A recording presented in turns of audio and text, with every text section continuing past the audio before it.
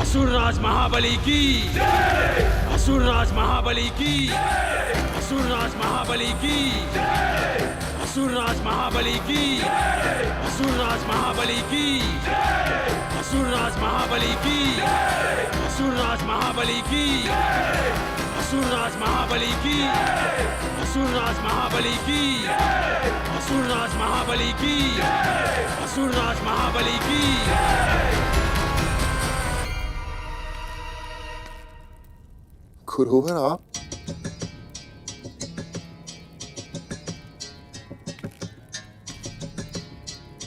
विजय भव।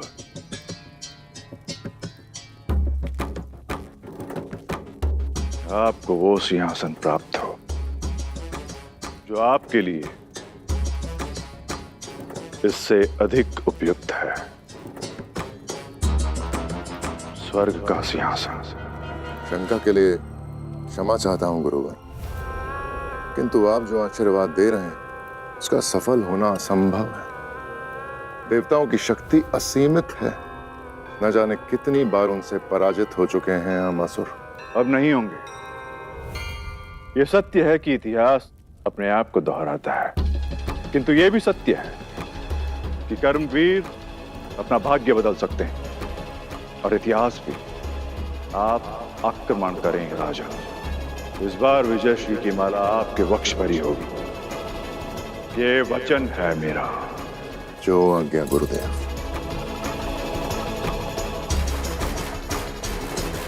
महर्षि भार्गव की जय। महर्षि भार्गव की जय। महर्षि भार्गव की जय।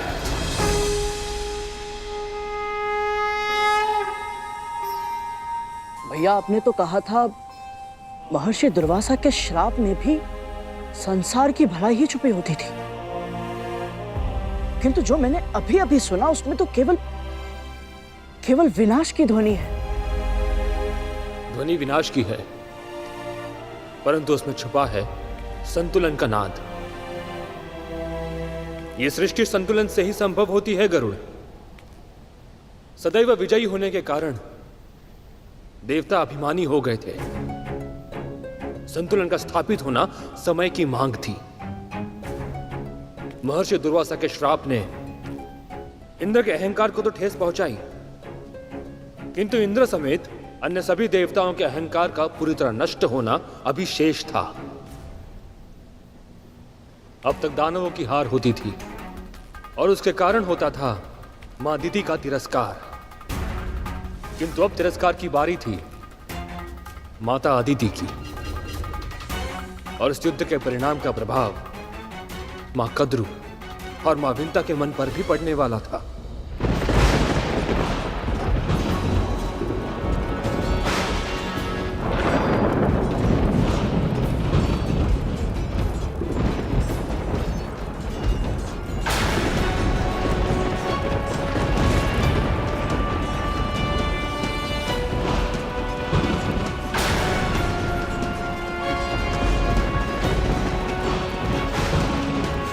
युद्ध संतानें करती हैं, पर पीड़ा की तड़प सहनी पड़ती है उनके माता पिता को। दीदी, हमें एक दूसरे को वचन देना होगा।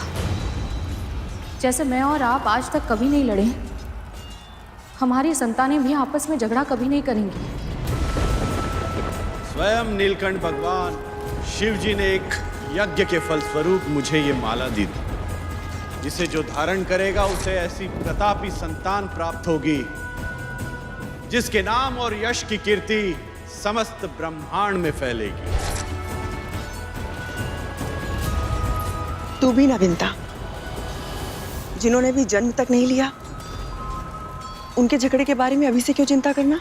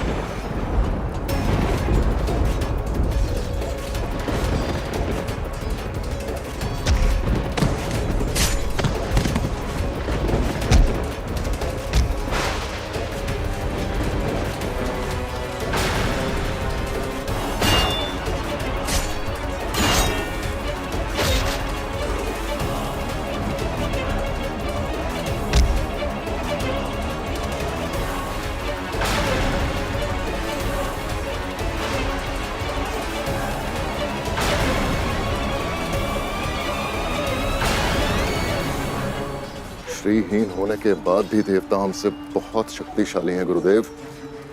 हम ये युद्ध नहीं जीत सकते। हमारे ना जाने कितने योद्धा अब तक अपने प्राण गंवा चुके हैं गुरुदेव।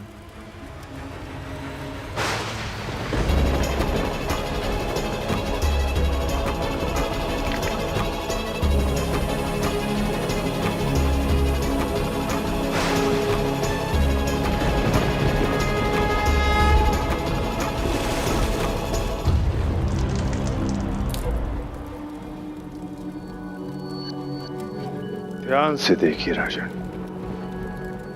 आपका एक भी योद्धा नहीं मारा गया है।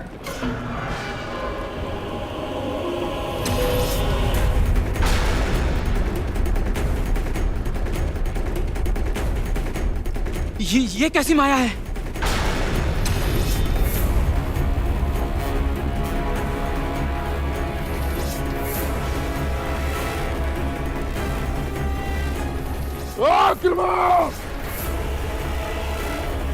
भागो, अपने अपने प्राण बचाओ।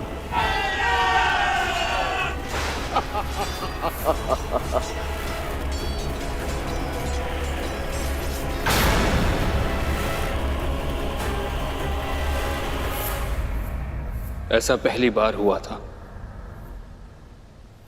पहली बार दानवों ने देवताओं पर विजय प्राप्त की थी। जब जब संसार में कोई अप्रत्याशित, अकल्पनीय घटना घटती है, तब उसका प्रभाव सभी पर पड़ता है। मां कद्रू और मां बिंता भी इस प्रभाव से अछूते नहीं बचे थे। असुरराज महाबली की, असुरराज महाबली की, असुरराज महाबली की, असुरराज महाबली की, असुरराज महाबली की, असुरराज महाबली की, असुरराज महाबली की, असुरराज महाबली की, असुरराज महाबली की, असुरराज महाबली की।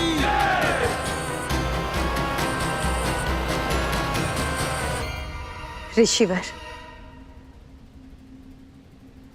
आपका बहुत बहुत धन्यवाद। आज आपने असंभव को संभव बना दिया। आज युद्ध के मैदान में आपने जो किया वो अकल्पनीय है।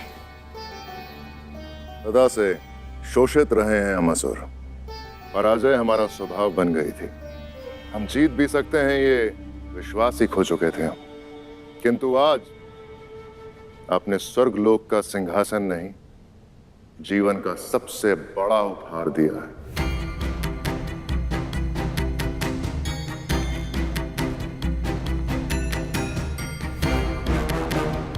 अब सृष्टि में संतुलन स्थापित होगा और इसका सारा श्रेय केवल आपको जाता है गुरुवर। ये युद्ध आपने और आपके योद्धाओं ने लड़ा। साहस के साथ आपने अपने शत्रु का सामना किया और उन्हें भागने के लिए विवश किया। इस विजय का श्रेय आपका है राजन। मैंने तो केवल गुरु होने का धर्म निभाया है।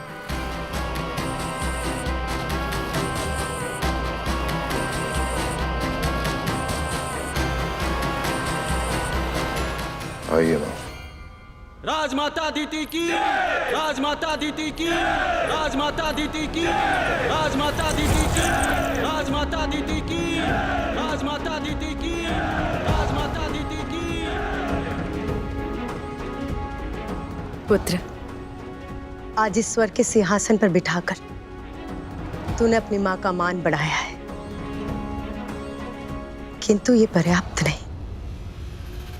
आज तुझे एक वचन देना होगा कि आज के बाद देवता इस सिंहासन पर कभी नहीं बैठेंगे। आज के बाद मेरे पुत्र किसी भी युद्ध में पराजित नहीं होंगे। और आज के बाद महान असुर राज महाबली की मां का गर्व से उठा हुआ यह शीश कभी नहीं झुकेगा। वचन दो। मैं वचन देता हूं मां, जब तक देवताओं का समूल नाश नहीं कर देता मैं शांत नहीं बैठूंगा। असुरराज महाबली की, असुरराज महाबली की, असुरराज महाबली की, असुरराज महाबली की, असुरराज महाबली की। महर्षि दुर्वासा के एक श्राप से यदि देवताओं का राजपाट, यश, वैभव सब कुछ छिन सकता है, तो उनके आशीर्वाद से मिली माला से विंता क्या नहीं कर सकती है। मुझे अपने संतानों के हित की रक्षा करनी ही होगी। इंद्र और अन्य देवताओं के अहंकार के कारण ही आज उनकी इतनी भीषण हार हुई है। हम अपनी संतानों को विनय की शिक्षा देंगे ताकि उन्हें कभी ऐसे दुर्भाग्य का सामना ना करना पड़े, है ना दीदी? दीदी, किस सोच में पड़ गई आप? कुछ नहीं। असुरराज महाबली की, असुरराज महाबली की। दीदी, मैं तुम्हारे लिए बहुत प्रसन्न हूँ। बहुत बहुत बधाई हो।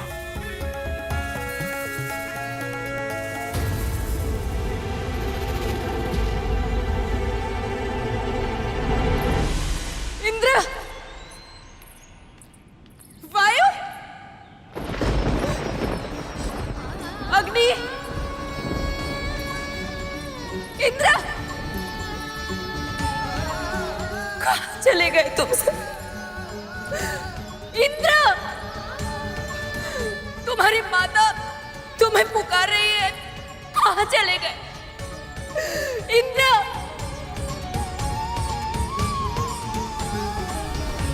कहाँ चले गए?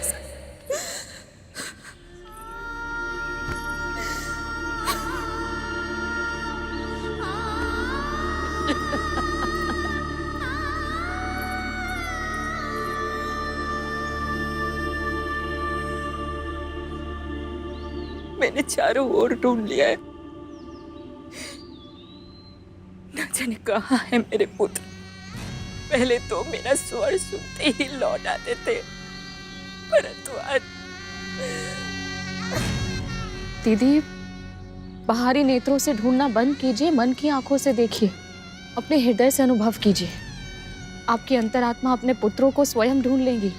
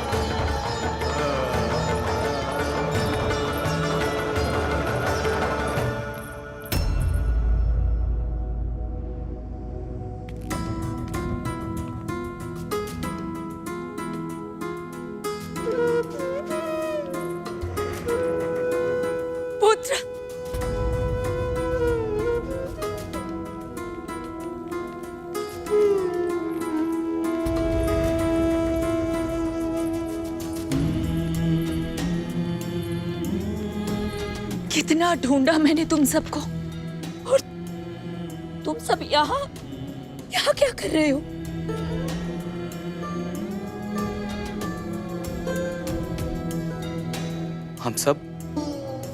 हम सब भयभीत हैं माँ। जीवन में प्रथम बार हमें असुरों से भय लग रहा है। अपने प्राणों के लिए ऐसा भय इससे पहले अनुभव नहीं किया माँ। ना जाने कैसे वो अमर हो गए हैं। हमारा कोई भी अस्त्र शस्त्र उनके प्राण नहीं ले सकता।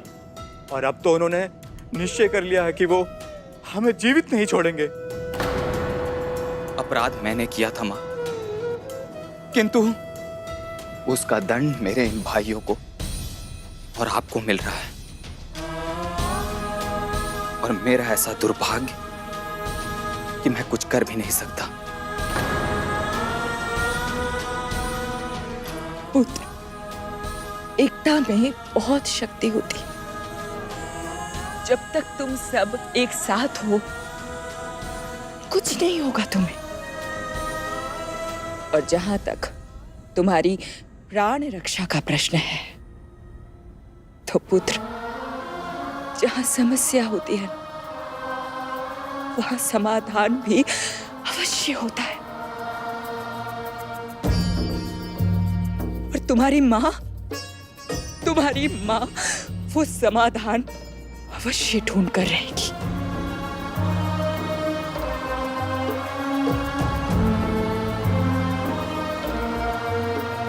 जो पुत्र अपने माता पिता का सम्मान करते हैं, उनकी आज्ञा का पालन करते हैं, वो अधिक समय तक सत्मार्ग से दूर नहीं रह सकते। जब से महर्षि दुर्वासा ने भगवान शिव के वरदान स्वरूप मिली वो महान माला विंता मां को दी थी, कद्रू मां के मन में ईर्ष्या के अंगार सुलगने लगे थे। अपने आप को अपनी छोटी बहन विंता से उत्तम सिद्ध करने की हठ ने उनके मस्तिष्क में जड़ें जमा ली थी। यहां तक कि अपने पुत्रों के लिए प्रार्थना करते समय भी उनके मन में यही एकमात्र विचार हावी रहता। और इसीलिए जब उनकी प्रार्थना स्वीकार होने का समय आया तो उन्होंने महर्षि कश्यप से कहा,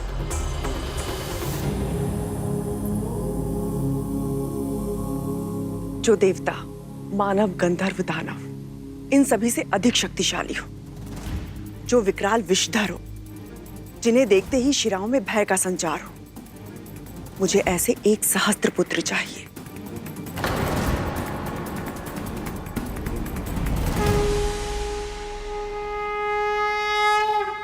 तथास्तु, तथास्तु, तथास्तु।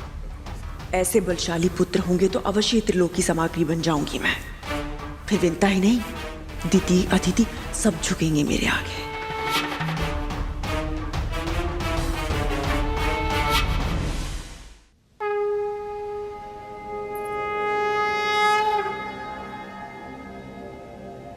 देवी कद्रू की तरह आपका भी तप सफल हुआ।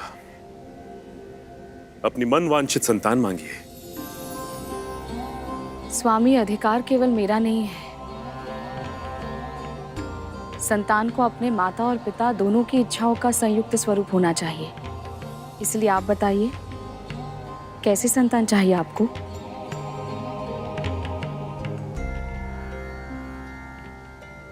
देवी, हम एक ऐसे पुत्र की कामना करते हैं जो माता पिता को अपना आदर्श समझे और जो संसार को ऐसी शिक्षा दे सके कि माता पिता की भक्ति से संसार का समस्त ऐश्वर्य पाया जा सकता है। एक ऐसे पुत्र की कामना जो संसार में देवों और असुरों के बीच के संग्राम को रोककर सृष्टि में संतुलन स्थापित करे। आपने मेरी कल्पना को स्वर दे दिया। जिसके मन में सृष्टि का कल्याण हो और चित्त में हो नारायण के चरण, मुझे ऐसे सदाचारी पुत्र का वरदान दे दीजिए स्वामी।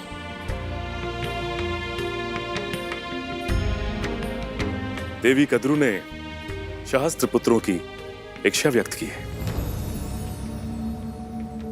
किंतु आप केवल एक ही पुत्र चाहती। जिसे जो धारण करेगा उसे ऐसी प्रतापी संतान प्राप्त होगी जिसके नाम और यश की कीर्ति समस्त ब्रह्मांड में फैलेगी। आप सही कह रहे हैं। संतान के समुचित विकास के लिए भाई या बहन का होना आवश्यक होता है। मेरे पुत्र को एक और साथी दे दीजिए स्वामी। तथास्तु, तथास्तु, तथास्तु।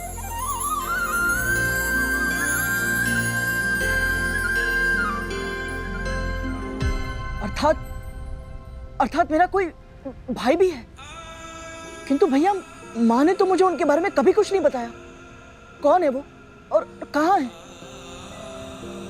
तुम उन्हें मिल चुके हो गरुड़। क्या? किंतु कब? कौन? सूर्यदेव के रथ के सारथी हैं वो, अरुण, तुम्हारे बड़े भाई। अंधकार को समूल नष्ट करने वाले श्री सूर्यदेव को मेरा प्रणाम।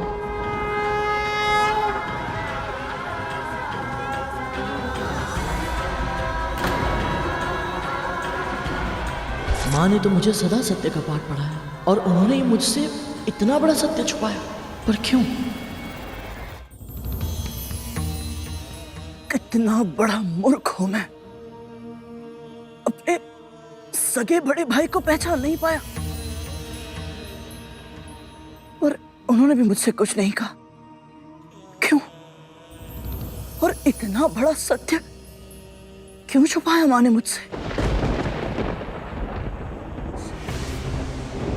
संसार की प्रत्येक माँ जो भी करती है वो अपने संतान के भलाई के लिए ही करती है। तुम्हारे जन्म के पूर्व तुम्हारी माँ ने जो कुछ भी देखा, समझा और सहा था, उसके बाद से उनका प्रत्येक कर्म, प्रत्येक विचार तुम्हारी रक्षा के लिए ही था गरुड़। ऐसा क्या हुआ था मेरे जन्म से पूर्व?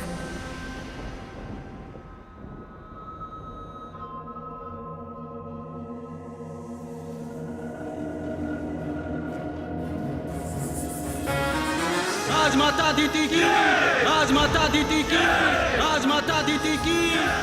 आज इस स्वर्ग के सिंहासन पर बिठाकर तूने अपनी माँ का मान बढ़ाया है।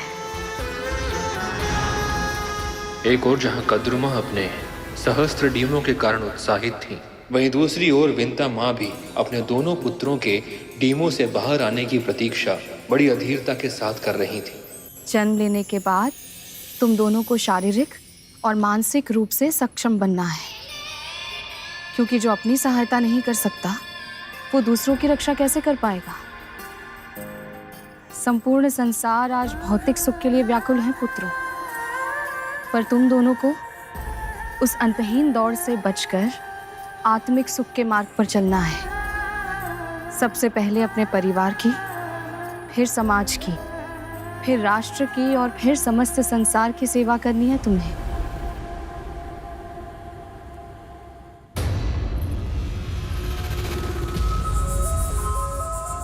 सेवा नहीं, शासन करना है तुम सबको।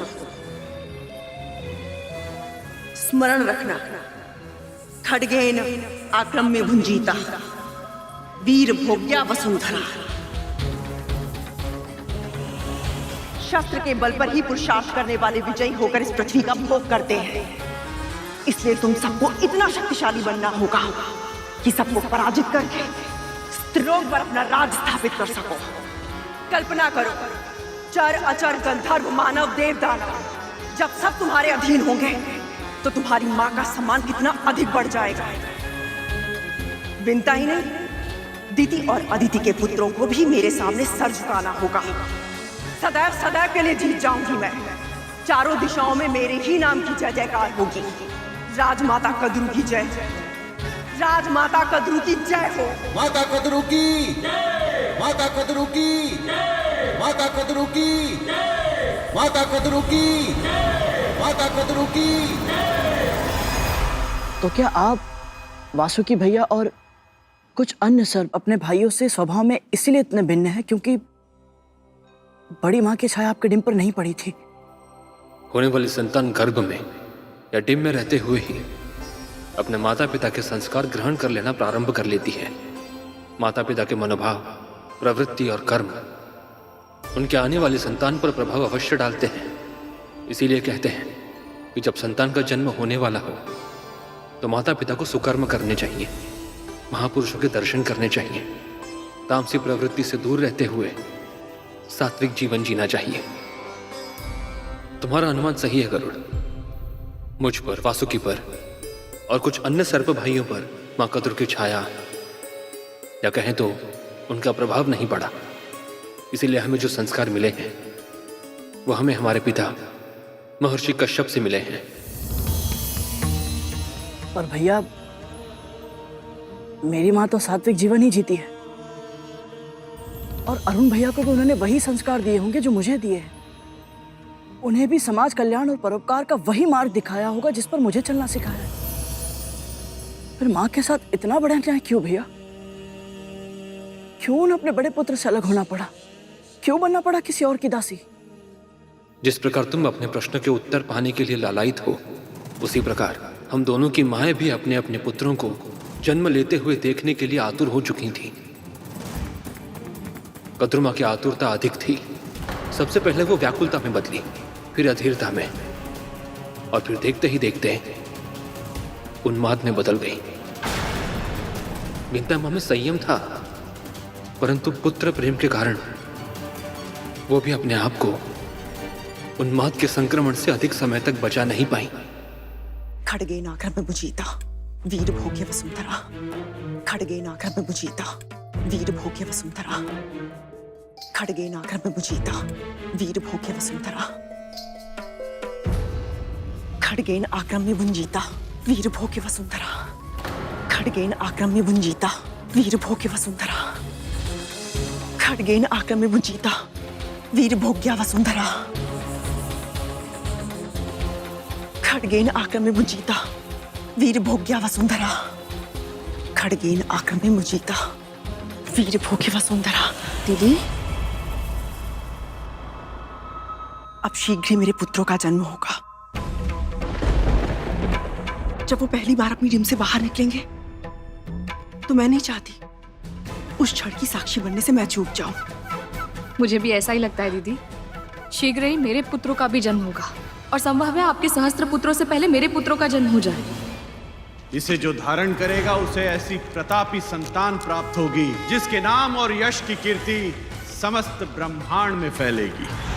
ऐसा नहीं होगा। दिव्य माला मिलने का अर्थ ये नहीं कि तुम्हें मुझसे पहले और अधिक मिल जाएगा। सबसे पहले मेरे ही पुत्रों का जन्म होगा। तो लगे शायद जिसके डिम बाद में फूटेंगे उसे पूरे महल को दीपक से सजाना होगा। स्वीकार है।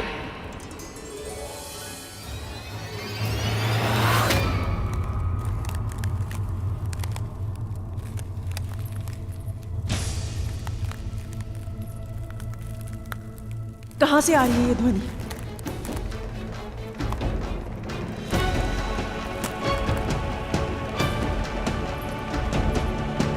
मन की आंखें वो भी देख सकती हैं जिसे देखने में तन की आंखें असमर्थ होती। अब शीघ्र ही पता चल जाएगा कि इस ध्वनि का स्रोत कहाँ है।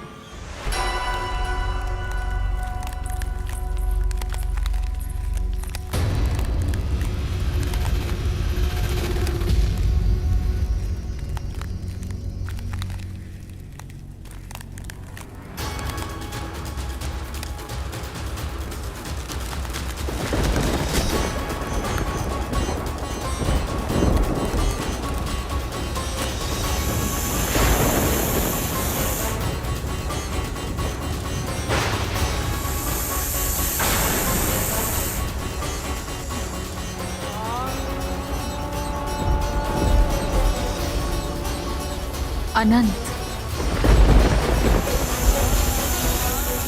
सत्य कहा तुमने।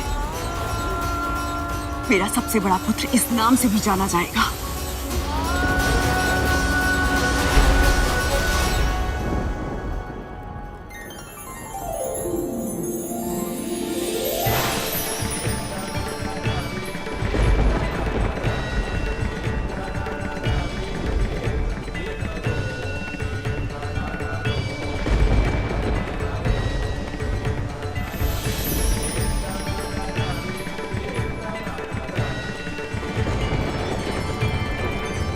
तुम्हारी छोटी मां विंता ने तुम्हें अनंत नाम दिया है, किंतु मैं तुम्हारी मां तुम्हें शेष कहकर बुलाऊंगी। शेषनाग। तुम इतने शक्तिशाली बनोगे कि आवश्यकता पड़ने पर पूरी पृथ्वी का बोझ अपने कंधों पर उठा पाओगे।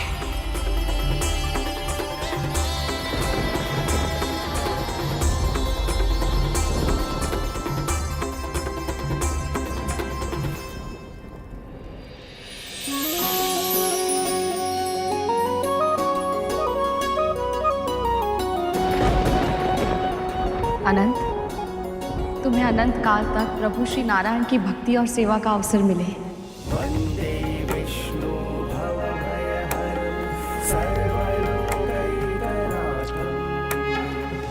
देख लिया, सबसे पहले मेरे ही पुत्र ने जन्म लिया।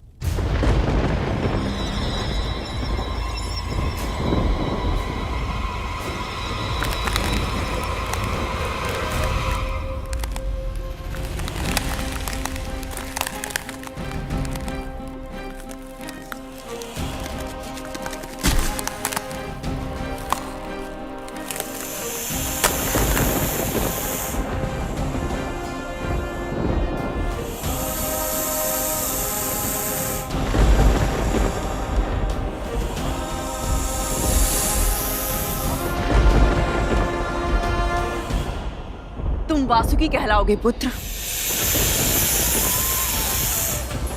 मनचाही लंबाई धारण कर सकते हो तुम।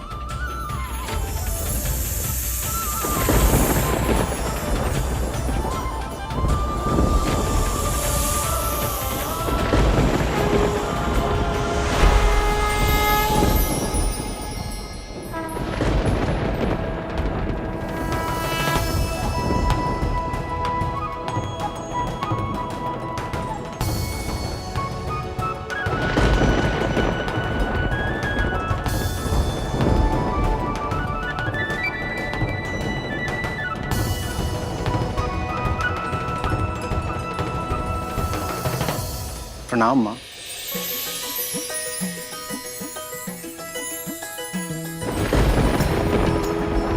प्रणाम छोटी माँ।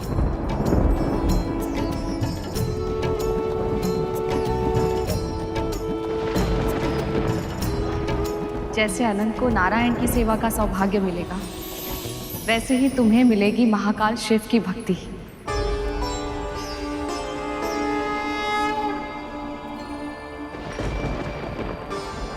उनके गले की शोभा बनोगे तुम।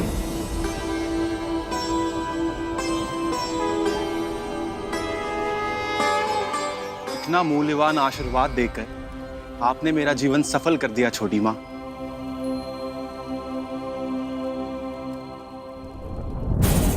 मेरे पुत्र इसी की स्तुति करते रहेंगे तो मेरा स्वप्न तो अधूरा ही रह जाएगा।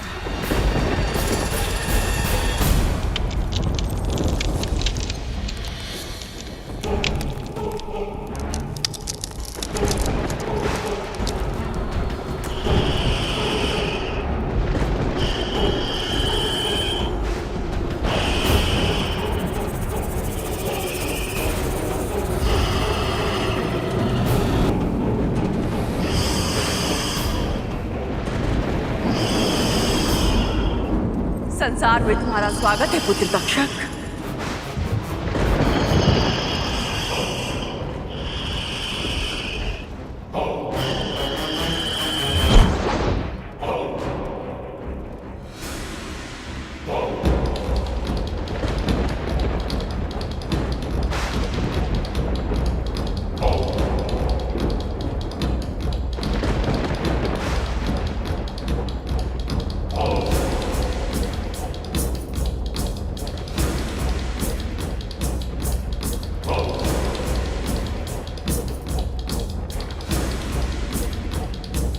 तुम्हारे विष की कोई काट नहीं होगी। बिजली की लपट और उसकी गति के गुण जो तुम्हारे भीतर है, उस गुण के कारण तुम नाग शक्ति के नायक बनोगे।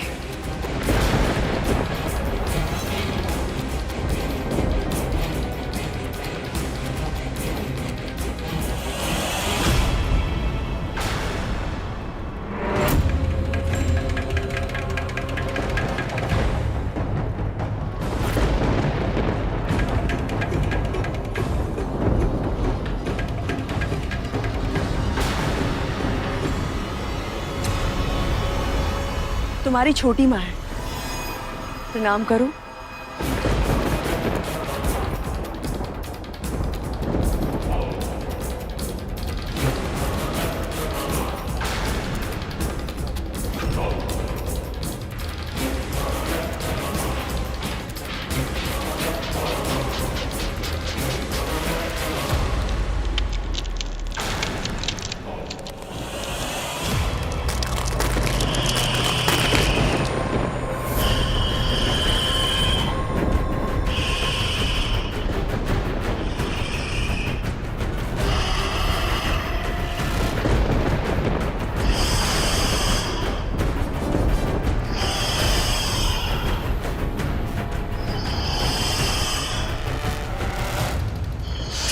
रुक जाओ पुत्र।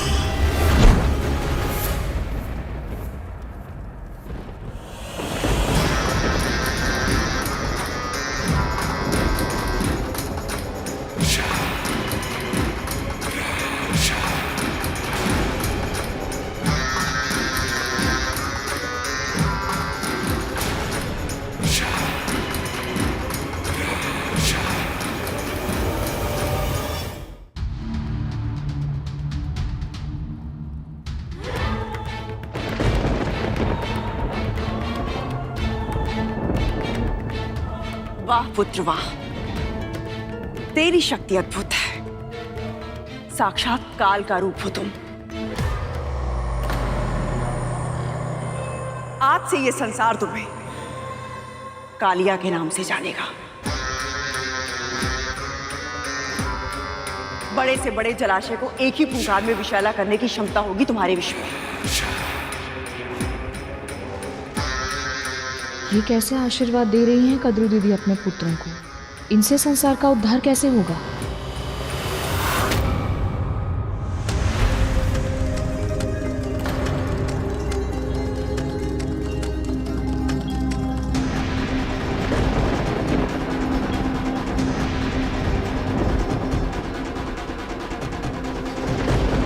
क्या हुआ विंता?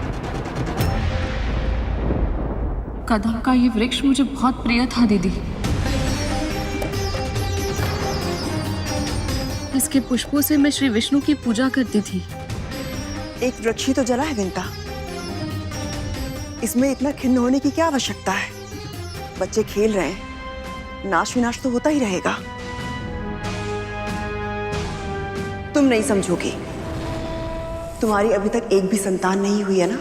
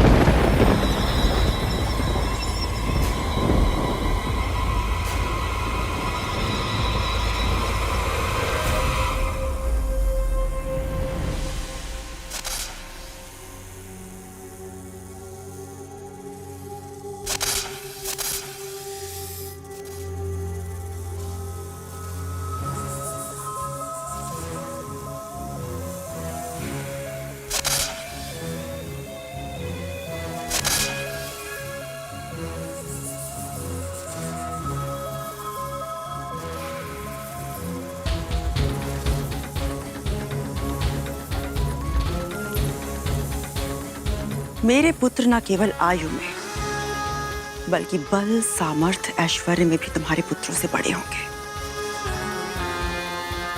मैं शर्त जीत गई विंता, और अब मैं अपने पुत्रों के साथ समस्त संसार को जीतूंगी। ये पुत्र नहीं, 1,000 अस्त्र शस्त्र हैं मेरे, जो बड़ी से बड़ी शक्तियों को मेरे चरणों में झुका देंगे। समस्त संसार इनसे डरेगा और मेरा सम्मान करेगा।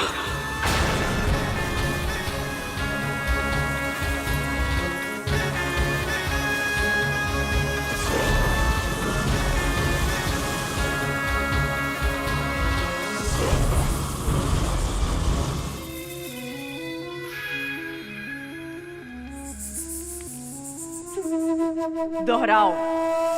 खड्गेन आक्रम में भुंजीता, खड्गेन आक्रम में भुंजीता, वीर भोग्या वसुंधरा, वीर भोग्या वसुंधरा, खड्गेन आक्रम में भुंजीता, खड्गेन आक्रम में भुंजीता, खड्गेन आक्रम में भुंजीता, खड्गेन आक्रम में भुंजीता, वीर भोग्या वसुंधरा, वीर भोग्या वसुंधरा, खड्गेन आक्रम में भुंजीता, खड्गेन आक्रम में भुंजीता, वीर भोग्या वसुंधरा, वीर भोग्य वसुंधरा। कद्रू दीदी के 1,000 पुत्रों ने जन्म ले लिया, पर मेरे एक भी पुत्र का जन्म अभी तक नहीं हुआ। कब फूटेंगे मेरे दिन? कब होंगे मेरे पुत्र? उस समय विंता माँ की आंखों में मैंने जो देखा, उसके बारे में कभी किसी ने कल्पना भी नहीं की होगी। ऐसा क्या देखा आपने भैया? मत्सर अर्थात ईर्ष्या। माँ और ईर्ष्या? असंभव। पर शेषनाग भैया असत्य क्यों बोलेंगे? क्षमा करे भैया, किंतु यह संभव है। माँ में ईर्ष्या के दुर्गुण दूर दूर तक नहीं है। वो तो सदैव प्रसन्न रहती है। अब प्रसन्न रहती हैं वो अपने अतीत की त्रुटियों से सीख ले चुकी हैं। उनके दोषों पर उनका नियंत्रण है, किंतु तब ऐसा नहीं था। किंतु भैया, गरुड़, एक बार एक ऋषि नदी के किनारे स्नान ध्यान करने जा रहे थे। तब उनकी दृष्टि एक बिच्छू पर पड़ी। वो पत्थरों के बीच फंसा हुआ था, स्वयं को बाहर निकालने में अक्षम था। उसके प्राण संकट में थे। उसकी सहायता करने के लिए ऋषि ने अपना हाथ आगे बढ़ाया, किंतु उस बिच्छू ने उन्हें ही डंक मार दिया। पर क्यों? ऋषि ने भी बिच्छू से यही पूछा। जानते हो बिच्छू ने उत्तर क्या दिया? उसने कहा, यह उसकी प्रवृत्ति है, वो चाहकर भी अपने स्वभाव को बदल नहीं सकता।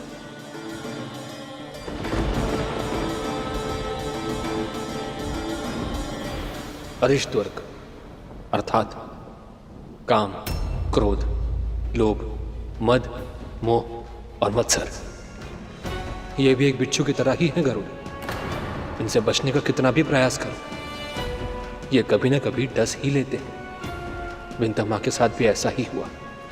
उनमें अपनी संतानों को जन्म देने की इच्छा इतनी प्रबल थी कि स्वयं से पहले अपनी बहन को मां बनते देख उनमें अधीरता के साथ साथ ईर्ष्या भी बढ़ गई, और इस ईर्ष्या ने उनसे ऐसा पाप करवाया जो एक मां के लिए अकल्पनीय है। अनजाने में वो अपने पुत्रों की सबसे बड़ी शत्रु बन गई।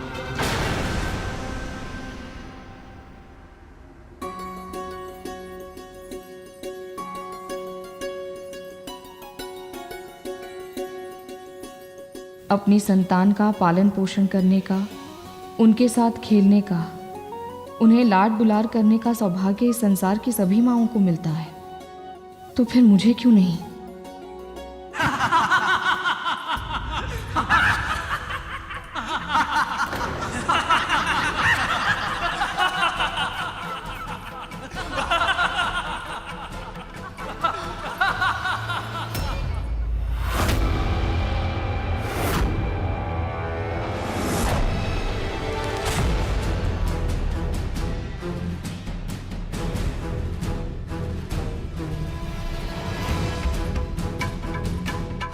तो विंता को मुझसे और मेरे बलशाली पुत्रों से ईर्ष्या हो रही है। आज मैं तुम सबकी शक्ति, चुस्ती और सामर्थ्य की परीक्षा लेना चाहती हूँ। परीक्षा? कैसी परीक्षा मां?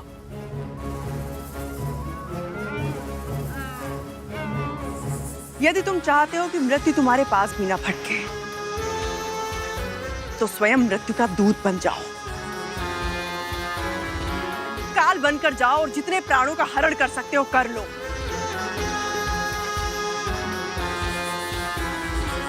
आज की परीक्षा में विजेता वही कहलाएगा जो जितना अधिक रक्त बहाएगा।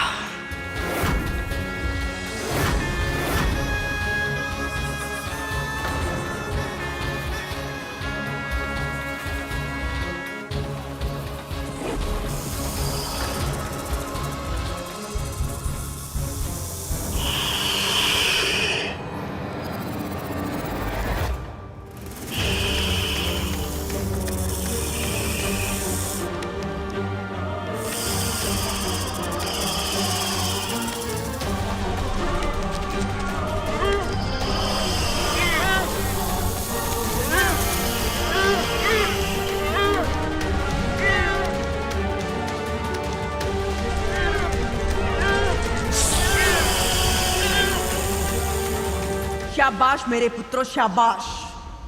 इतनी आत्माओं को उनके शरीर से मुक्त कर दो कि यमराज को भी तुमसे ईर्ष्या होने लग जाए।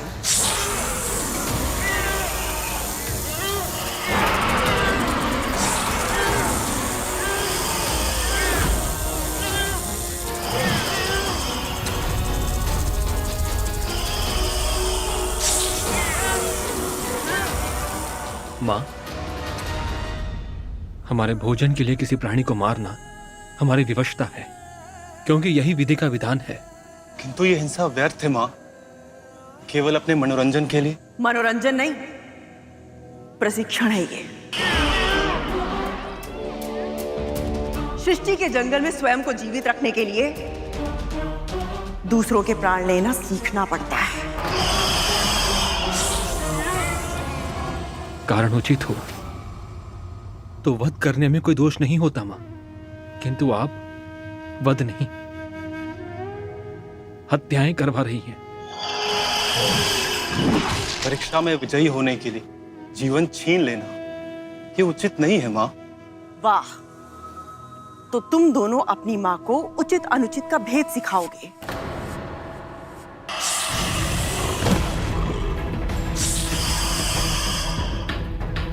हमें क्षमा कर दीजिए मां, महल लौटने की आज्ञा दीजिए। तो तुम दोनों मेरी आज्ञा का पालन करने का प्रयत्न भी नहीं करना चाहते।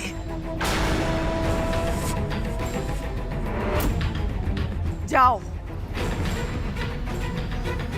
कद्र मां का अहंकार इतना अधिक हो गया था कि वो ना तो हमें सुनना चाहती थी, ना ही हमारा दृष्टिकोण समझना चाहती थी।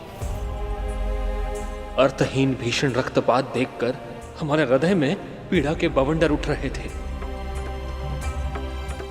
परंतु उन्हें हमारी पीड़ा का आभास तक नहीं था। अपनी आंखें फेर ली थी उन्होंने हमसे, और ऐसे में जब बिंता मां हमारी सहायता के लिए आगे आई। मां, वो कैसे?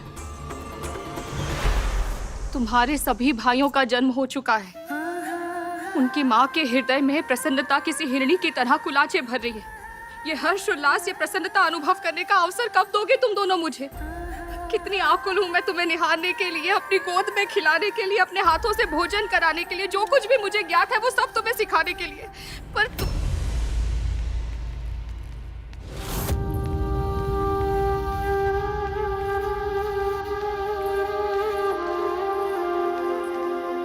प्रणाम छोटी माँ।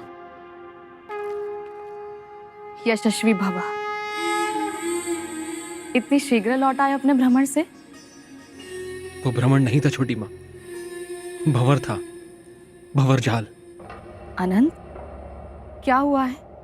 बता मुझे। आप ही बताइए छोटी माँ, क्या स्वयं जीने के लिए निर्दोष प्राणियों की हत्या करना आवश्यक है? इस सृष्टि में कुछ जीव शाकाहारी हैं, तो कुछ जीवों की प्रवृत्ति मांसाहारी भी है वासुकी। सृष्टिकर्ता ने ऐसा ही बनाया है उन्हें, ताकि प्रकृति में संतुलन बना रहे। इसीलिए भोजन के लिए आखेट करने में कुछ भी अनुचित नहीं है, किंतु हाँ, आखेट आवश्यकता के लिए होना चाहिए, लोभ के लिए, खेल के लिए या शक्ति के भोंडे प्रदर्शन के लिए नहीं। तो फिर कद्रू माँ हमें हिंसा का पाठ क्यों पढ़ा रही है छोटी माँ? निर्दोष प्राणियों पर अपना प्रभुत्व स्थापित करने के लिए हमें विवश क्यों कर रही है वो? प्रेम, स्नेह, संवेदना, ये संस्कार जो आप हमारे दोनों भाइयों को दे रही हैं, वो हमें क्यों नहीं दे रही? तुम्हारी माँ वही कर रही है जो उनके विचार में तुम्हारे लिए अच्छा है। हम कद्रू माँ का अनादर नहीं करना चाहते, किंतु निर्दोषों की हत्या का जो आदेश वो हमें दे रही है, उनका पालन करना हमारे लिए संभव नहीं है। हम क्या करें छोटी माँ? ऐसे लग रहा है जैसे हम दिशाहीन हो गए। जीवन का उद्देश्य क्या है माँ?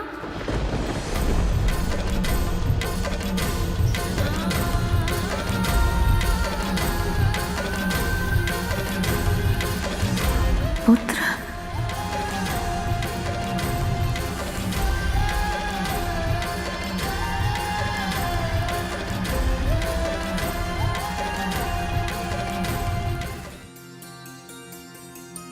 अनंत, वासुकी, तुम दोनों ने सुना ना?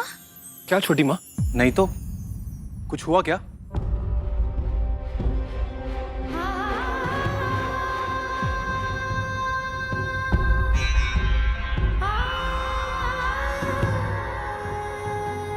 कुछ नहीं।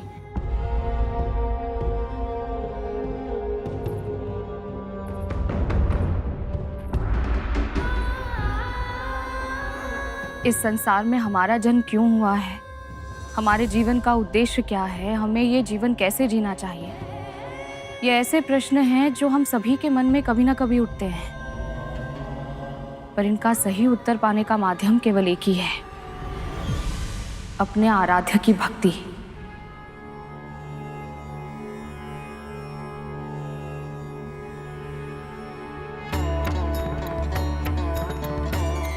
उनके चरणों में चित्त लगाओगे तो अन्य सभी चिंतनों से मुक्त हो जाओगे। तुम्हें ज्ञात है अनंत, तुम्हारे जन्म के समय मैंने तुमसे क्या कहा था? अनंत, तुम्हें अनंत काल तक प्रभु श्री नारायण की भक्ति और सेवा का अवसर मिले। तुम्हें श्री नारायण की आराधना करनी चाहिए। तुम ओम नमो भगवते वासुदेवाय का जाप करो।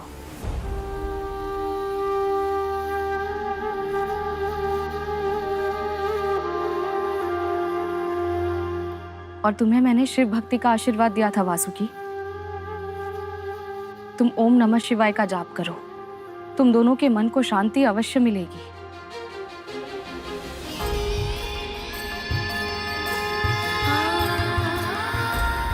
धन्यवाद छोटी माँ। आपका बहुत बहुत आभार छोटी माँ।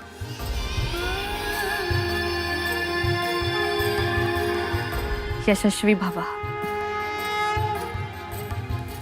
ओम नमो भगवते वासुदेवाय नमः। ओम नमो भगवते वासुदेवाय नमः। ओम नमो भगवते वासुदेवाय नमः। और इस प्रकार विंता माँ हमारी प्रथम गुरु बनी। जानते हो गुरु के बिना ना तो ज्ञान की प्राप्ति होती है, ना ही भगवान की। यदि विंता माँ ने मुझे भक्ति का मार्ग ना दिखाया होता तो मेरे लिए यहां तक पहुंचना संभव नहीं था। अपने आराध्य, अपने भगवान के दर्शन करने, उनके समीप रह पाने का सौभाग्य मुझे कभी नहीं मिल पाता।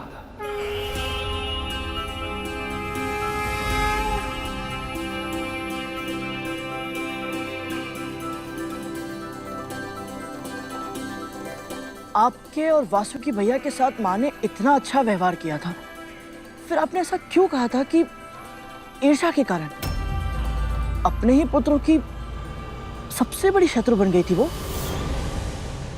भैया, जो भी हुआ था, जैसा भी हुआ था, मुझे बताइए।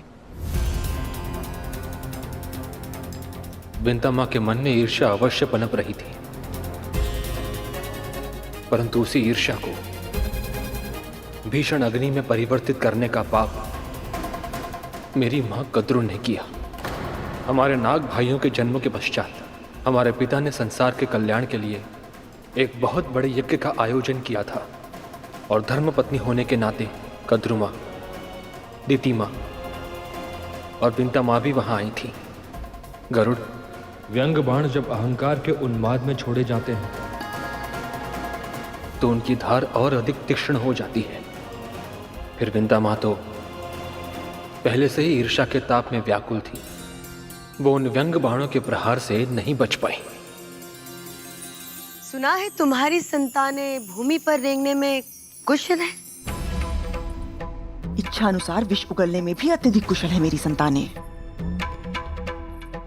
उनके विष की एक बूंद से देवदानव क्षण भर में अपने प्राण त्याग सकते हैं। तो फिर देवताओं को अवश्य तुम्हारे पुत्रों से डरना चाहिए।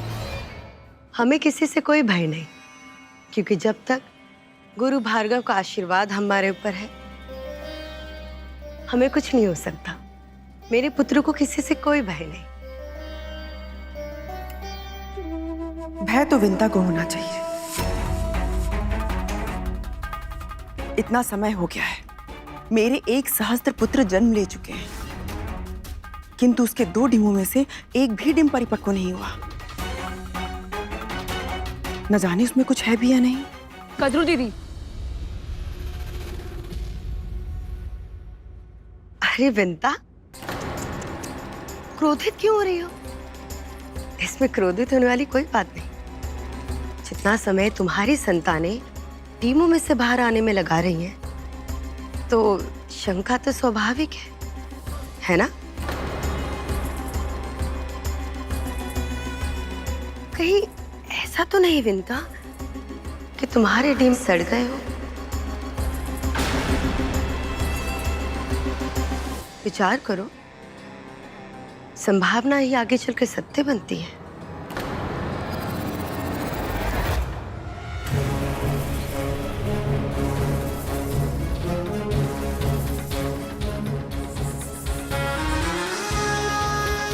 महर्षि दुर्वासा की दिव्य माला वक्ष पर है,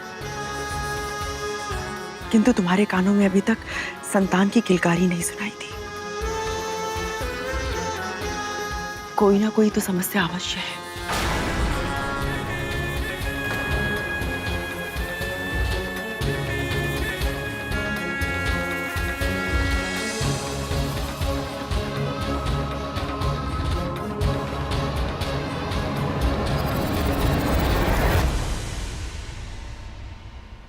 कितनी निष्ठुर थी वो।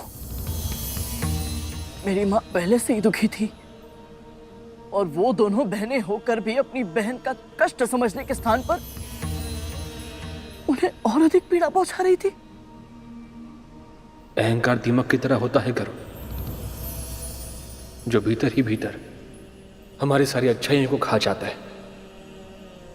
और जब तक हमें पता चलता है तब तक बहुत देर हो चुकी होती है।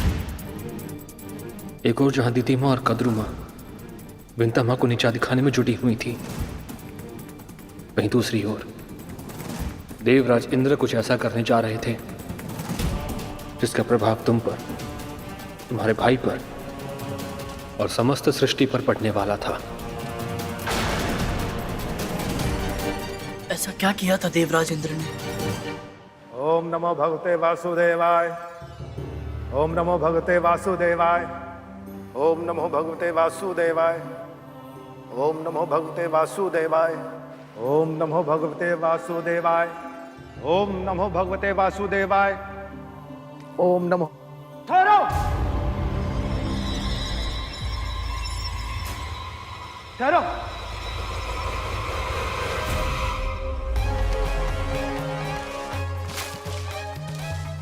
नीचे देखकर चला करो। देवराज इंद्र हूं मैं, मेरी दृष्टि स्वर्ग पर है, भूमि की ओर देख के नहीं चलता मैं। दानवों से पराजित होकर भी अहंकार नहीं गया तुम्हारा? मेरे अहंकार पर कटाक्ष करने से पहले आप अपनी आकृति तो देख लीजिए। सजावट की वस्तु हैं आप और मुझे आदेश देने चले हैं। मुझे आदेश देने से पहले आप अपने आकार और मेरे विस्तार का अंतर तो देख लेते। देखिए मैं कितना विशाल हूं, आप सबसे विशाल। मूर्ख, और उपहास कर रहा है? तूने तो ये वस्त्र भी भिक्षा से अर्जित किए हुए हैं। वो तो तेरे माता पिता के तपोबल का प्रताप है कि तू सर्वस्व खोकर भी अपना शीश इन कंधों पर सुरक्षित रख पा रहा है। एक छोटी सी लकड़ी तो आप सब मिलकर उठा नहीं पा रहे, किंतु अभिमान इतना कि मेरा अपमान करने का दुस्साहस कर रहे हैं।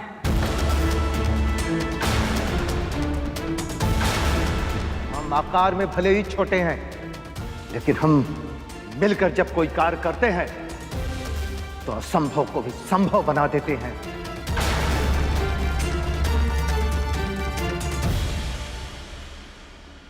तेरी देह विशाल है, किंतु तेरी बुद्धि अल्प है। तू ये समझ ही नहीं सकता। तन छोटा होने का अर्थ तुच्छ होना नहीं होता है। हम तो तुझे यहां आशीर्वाद देने आए थे, किंतु अब हम तुझे श्राप देंगे। श्राप, श्राप, श्राप। अपनी तप शक्ति को साक्षी रखकर हम भगवान विष्णु से प्रार्थना करते हैं कि ऋषि कश्यप को अगली संतान के रूप में ऐसा पुत्र देना जो उनके यश के अनुरूप हो।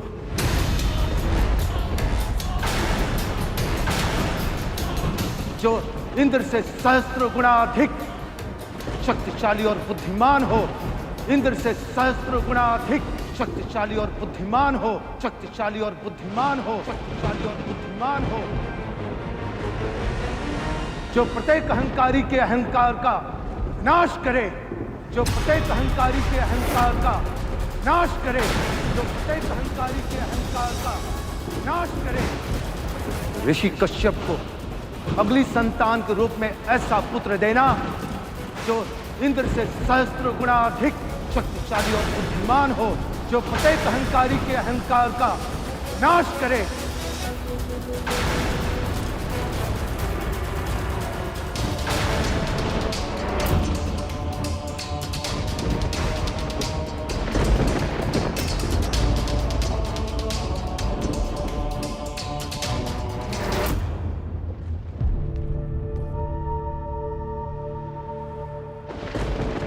पिताजी, मुझसे भूल हो गई। मैं इन महान ऋषियों को पहचान नहीं पाया। आप इन्हें कहिए ना कि ये मुझे क्षमा कर दे और अपना श्राप वापस ले ले।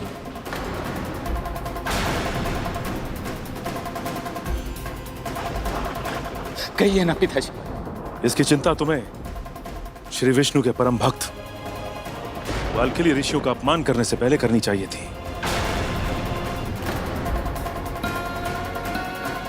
जो बीज तुमने बोया है, फल उसके अनुरूप ही होगा। तुम्हारे दुर्वचनों का परिणाम तुम्हें भुगतना पड़ेगा। युद्ध में पराजय के कारण मेरी मानसिक स्थिति ठीक नहीं है और ऐसी परिस्थिति में मैं भला और बुरा समझ नहीं पाया। किंतु अब मुझे अपनी त्रुटि का आभास हो गया है। विनती करता हूं आपसे कि मुझे क्षमा कर दीजिए पिताजी। विनती करता हूं आपसे। स्वामी, पश्चाताप के आंसू तो श्री विष्णु को भी स्वीकार होते हैं। इससे भूल अवश्य हुई है, पर अब इसे अपने अपराध का बोध हो गया है। मेरी विनती स्वीकार करें स्वामी। आप पिता हैं इसके, आपको अपने पुत्र की रक्षा करनी ही होगी।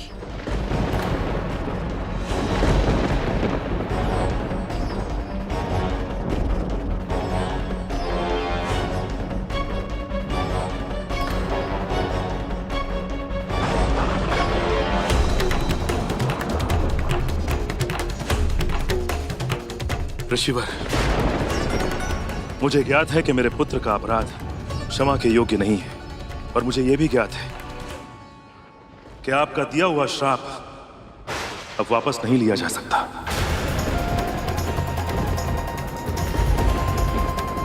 किंतु यदि संभव है तो इस पिता की प्रार्थना को स्वीकार कीजिए और मुझे वरदान दीजिए कि मेरा होने वाला अगला पुत्र बिल्कुल वैसा हो जैसा कि आपने वर्णन किया था।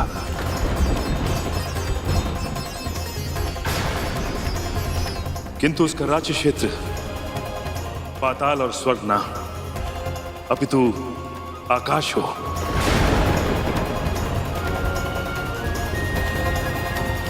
ताकि इंद्र से उसका वैर ना हो और इंद्र भी सुरक्षित रहे।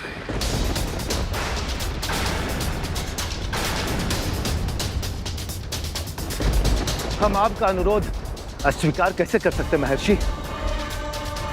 भगवान विष्णु के प्रताप से होने वाली आपकी संतान का वर्चस्व संपूर्ण आकाश में स्थापित होगा।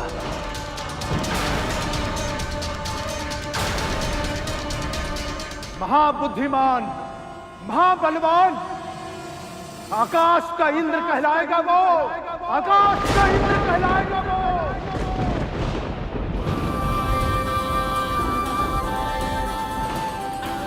भगवान विष्णु के प्रताप से होने वाली आपकी संतान का वर्चस्व संपूर्ण आकाश में स्थापित होगा।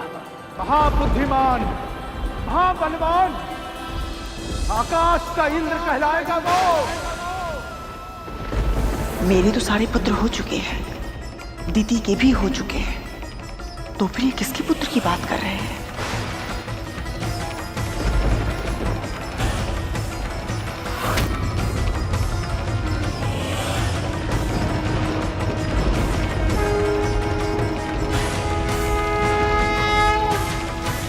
आप धन्य हैं ऋषिवर, धन्य हैं आप।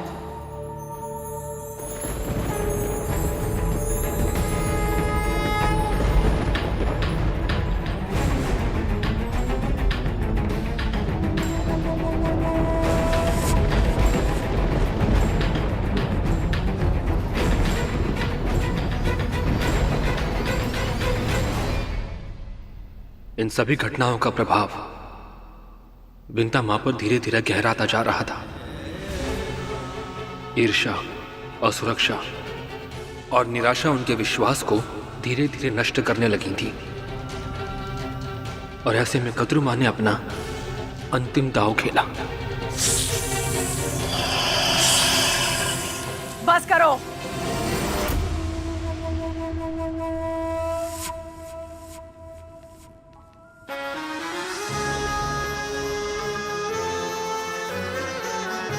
आपस में ही लड़ोगे तो उस शत्रु का सामना कौन करेगा जो शीघ्र ही जन्म लेने वाला है?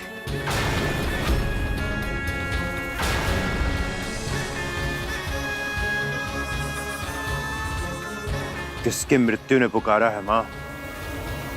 कौन है वो मूर्ख जो हमारा सामना करने का दुस्साहस करेगा मां? विंता एक बार फिर से जीत गई।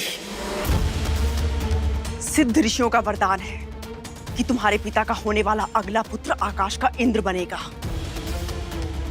और वो अदिति के पुत्र इंद्र से 1,000 गुना अधिक शक्तिशाली होगा। अब केवल विंता के डिमो का परिपक्व होना शेष है। इसका अर्थ यह है कि वो महाशक्तिशाली आकाश का सम्राट कोई और नहीं, विंता का होने वाला पुत्र ही होगा।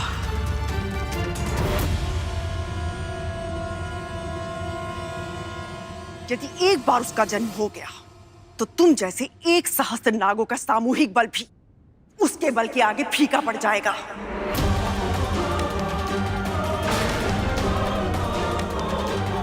आप व्यर्थ की चिंता कर रही हैं मां।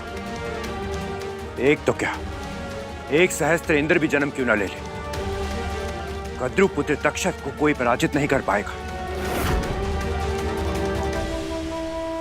आत्मविश्वास आवश्यक है पुत्र, किंतु उसकी अति प्राणघातक हो सकती है। अपने शत्रु से झगड़ा करने से अच्छा है कि कुछ ऐसा करो कि तुम्हारा शत्रु जन्म ही ना ले पाए।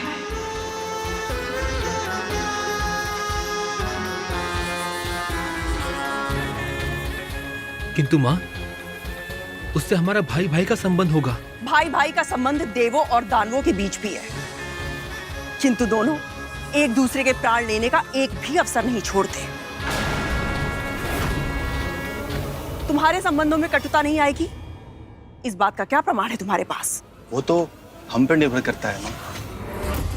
इतने बड़े नहीं हो कि अपनी मां से कुतर्क करने लगो। सदैव सदैव मेरे आदेश की अवहेलना करते हो। यदि तुम दोनों को लगता है कि तुम इतने बुद्धिमान हो तो निश्चित ही तुम्हें मेरे मार्गदर्शन की आवश्यकता तो नहीं है। किंतु मां, जा सकते हो यहां से।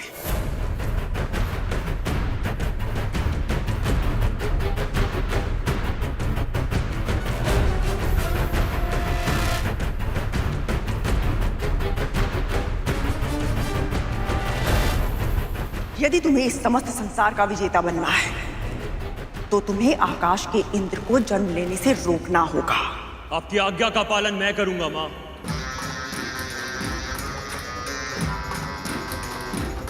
अभी जाकर उन डिमों को निकल जाऊंगा मैं। रुको कालिया, इस कार्य को तुम जितना आसान समझ रहे हो ये उतना ही कठिन है।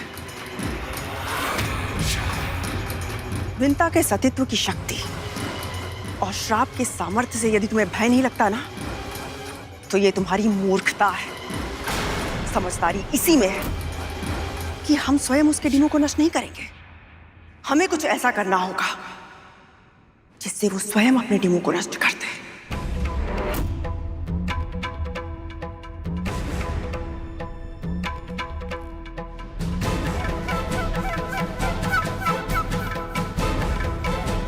हमें ये कार्य बल से नहीं, कुटिलता से करना होगा माँ। तुम सबके साथ देखकर विंता को ईर्ष्या होती है मुझसे। उसकी इसी दुर्बलता को बढ़ाना होगा, उसकी आशा को निराशा में बदलना होगा। फिर देखना, विंता स्वयं ही अपने डिमो को नष्ट कर देगी। परंतु माँ, ये सब होगा कैसे?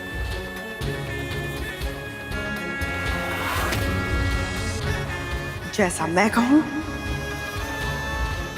वैसा करते जाओ।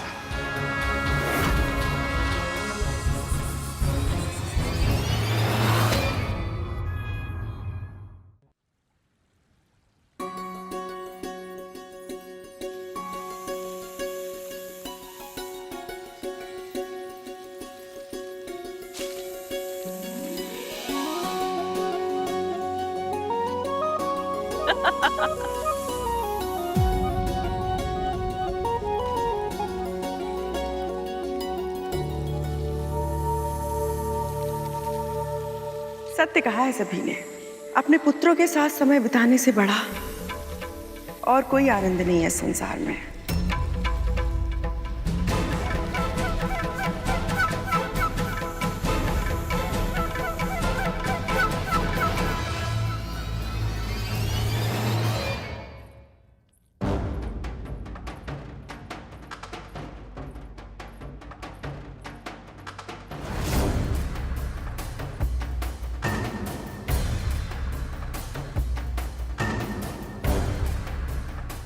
देखो ना, मैं ये फल रखकर भूल गई और फल सड़ गए। एक फल के कारण सारे फल अनुपयोगी हो गए, सब फेंकने पड़ेंगे। माँ, यदि फल 2 दिन में सड़ जाते हैं तो डिम कितने दिन में सड़ता है?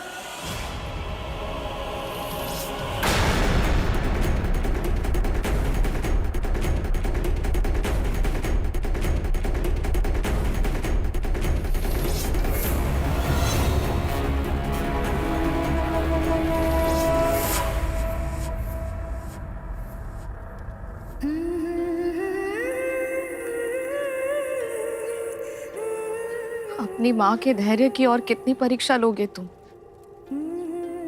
क्या मेरी ममता तुम तक पहुंच नहीं रही? क्यों मेरी पुकार को अनसुना कर रहे हो? जन्म कब लोगे तुम?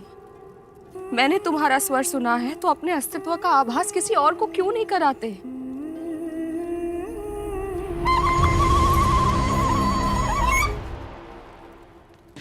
रक्षक भैया, इस मुरली से इतनी मधुर ध्वनि कैसे निकलती है? बांस जितना खोखला होता है ना, उसकी ध्वनि उतनी ही मधुर होती है कालिया। अच्छा, फिर तो छोटी माँ के इन डिमों से और भी मधुर ध्वनि निकलेगी। समय के साथ इन सभी घटनाओं का प्रभाव विंता माँ पर गहराता जा रहा था। ईर्ष्या, असुरक्षा और निराशा उनके विश्वास को धीरे धीरे नष्ट करने लगी थी। ऐसे में कद्रू माँ ने अपना अंतिम दांव चला।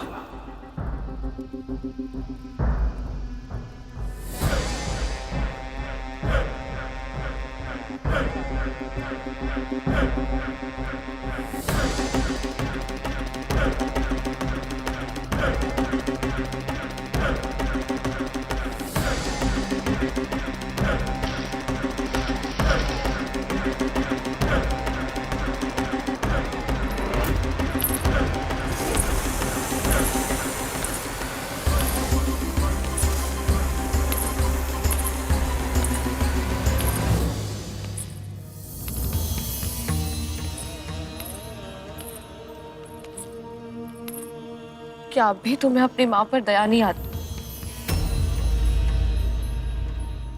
ये इतनी दुर्गंध कहाँ से आ रही है?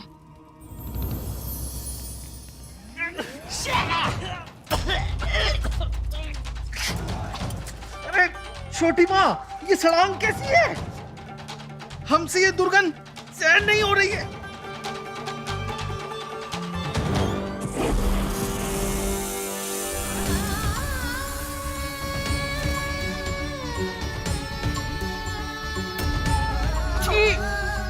कितनी बुरी गंध है यहाँ। शीघ्र ही लौट चलो, भूतंदी सरकोटा। यहाँ तो सांस तक लेना असंभव है।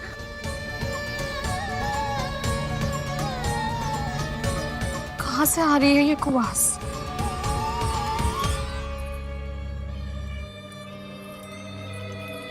तुम ऐसी भीषण दुर्गंध कैसे सहन कर पा रही हो? चलो मेरे साथ, अस्वस्थ हो जाओगी तुम। नहीं दीदी, मुझे मेरे पुत्रों को देखना है। क्यों? क्या तुम्हें भी लगता है तुम्हारे डिम सड़ गए हैं? वैसे ईश्वर ना करे पर सड़ ही गए होंगे, नहीं तो इतनी आसानी दुर्गंध कहाँ से आती? विशेष पुत्र पाने की इच्छा में तुमने कुछ अधिक ही प्रतीक्षा कर ली है, क्योंकि स्वाभाविक जन्म होता तो अब तक हो गया होता ना। तुम मेरे साथ चलो, प्रातः आकर देख लेना। यदि अभी देखना है तो डिम फोड़ना होगा ना।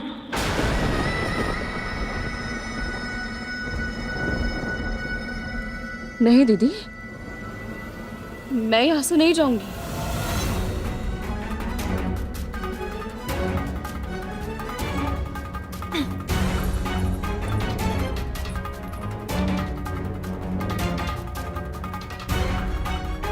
जितना समय तुम्हारी संतानें टीमों में से बाहर आने में लगा रही हैं, तो शंका तो स्वाभाविक है। कहीं ऐसा तो नहीं विनता कि तुम्हारे डीम सड़ गए हो? माँ, यदि फल 2 दिन में सड़ जाता है तो डिम कितने दिनों में सड़ता होगा? इसे जो धारण करेगा उसे ऐसी प्रतापी संतान प्राप्त होगी जिसके नाम और यश की कीर्ति समस्त ब्रह्मांड में फैलेगी। महर्षि दुर्वासा की दिव्य माला वक्ष पर है, किंतु तुम्हारे कानों में अभी तक संतान की किलकारी नहीं सुनाई थी। कोई ना कोई तो समस्या अवश्य है। विशेष पुत्र पाने की इच्छा में तुमने कुछ अधिक ही प्रतीक्षा कर ली है, क्योंकि स्वाभाविक जन्म होता तो अब तक हो गया होता ना। तुम्हारे डीम सड़ गए। विशेष पुत्र पाने की इच्छा में स्वाभाविक जन्म होता तो अब तक हो गया होता ना। ठहरिए छोटी माँ।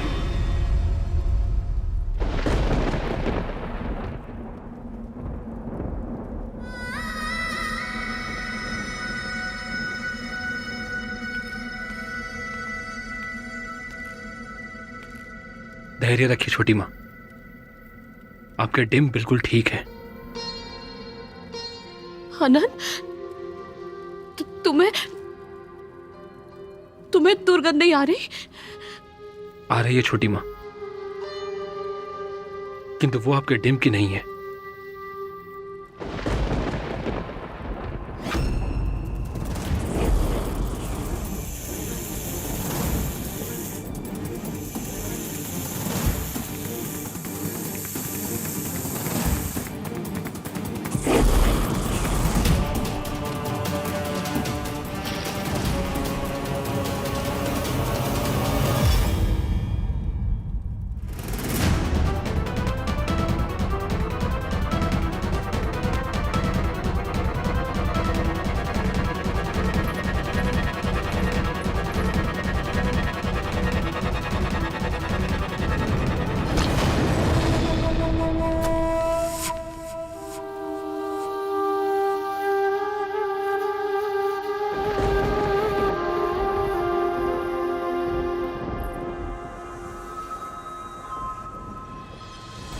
अनंत, मुझे समझ नहीं आ रहा मेरे डिम परिपक्व क्यों नहीं हो रहे। तुम सबके जन्म को 500 वर्ष बीत चुके हैं, कोई डिम इतने समय तक संतान का पोषण करता रहे, ये कैसे संभव है? यदि अधिक उत्तम परिणाम की इच्छा हो तो उसके लिए अधिक परीक्षा और अधिक प्रतीक्षा करनी पड़ती है। यही विधि का विधान है छोटी माँ। अदिति माँ भी तो कब से तपस्या कर रही हैं। वही हमारे लिए सबसे बड़ी प्रेरणा है। ओम नमो नारायणाय नमः।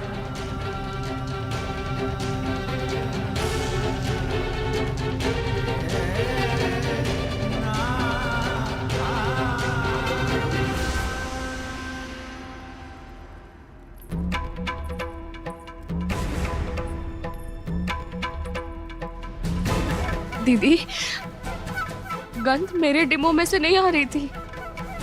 मेरे डिम ठीक है।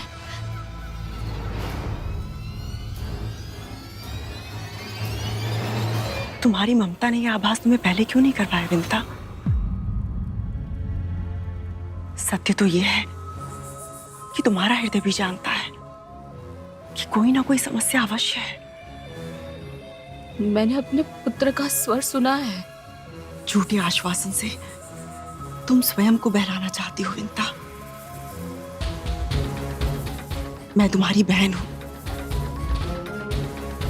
कैसे तुम्हें झूठी आशा की जाल में फंसने दे सकती हूं मैं?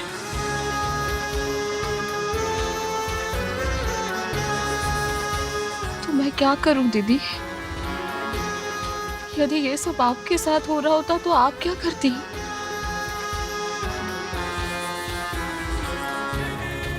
500 वर्षों तक तो बिल्कुल भी प्रतीक्षा नहीं करती।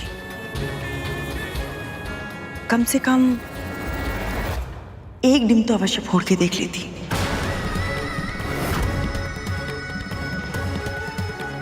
कि उसके भीतर संतान है भी या नहीं।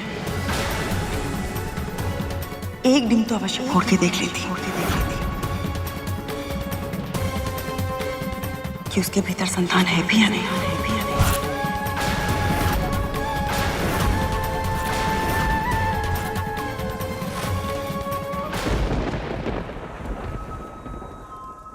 पर इसे मेरा सौभाग्य कहूं या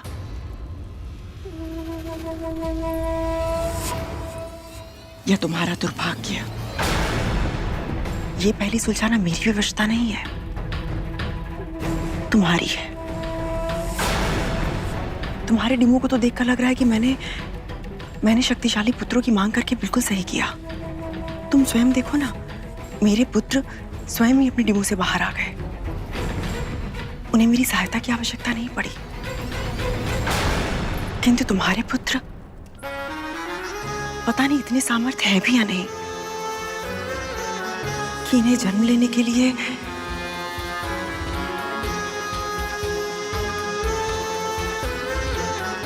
तुम्हारी सहायता की आवश्यकता हो।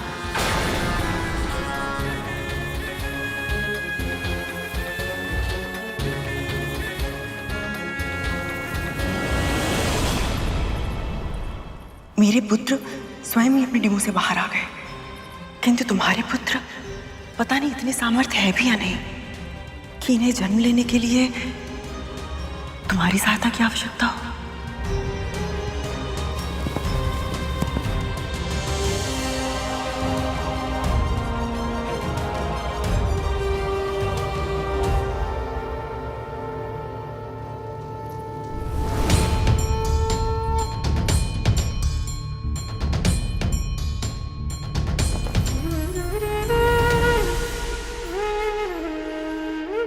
मेरे साथ ऐसा क्यों हो रहा है प्रभु?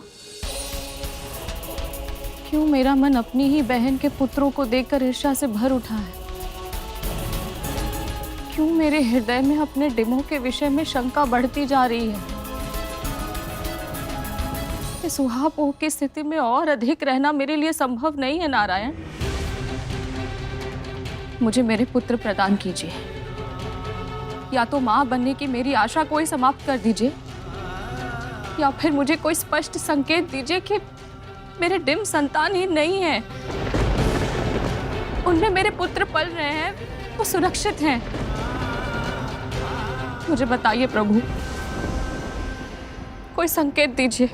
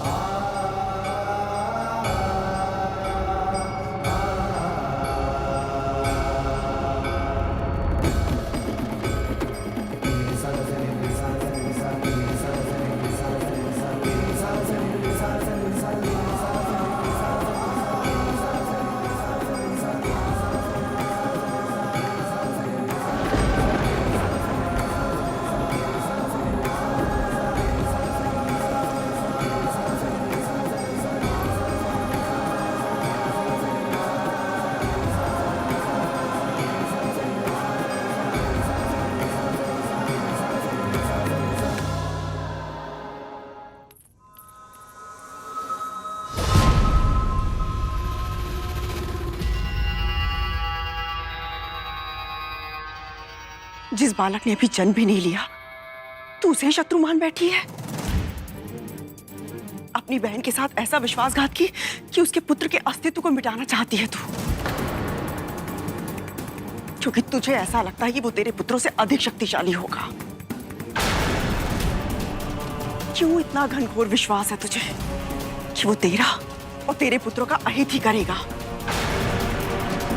तुझे तेरी बहन की सच्चाई, उसके स्नेह, उसके संस्कारों पर तनिक भी विश्वास नहीं है।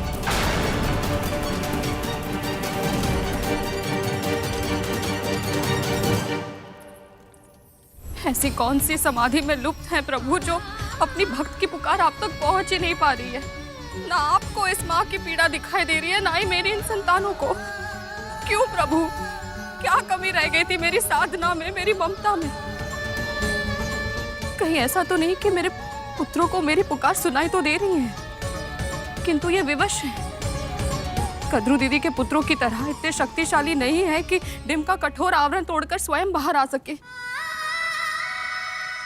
किंतु मैं इन डिमों को केवल निहारती नहीं रह सकती हूँ, थक चुकी हूँ इन्हें ताकते ताकते। मेरी भी इच्छा है कि मैं अपने पुत्रों को वैसे ही खिलाऊं जैसे कद्रू दीदी अपने पुत्रों को खिलाती है। अब मुझे ज्ञात करना ही होगा कि इन डिमों के भीतर मेरी संतान पल रही है या नहीं।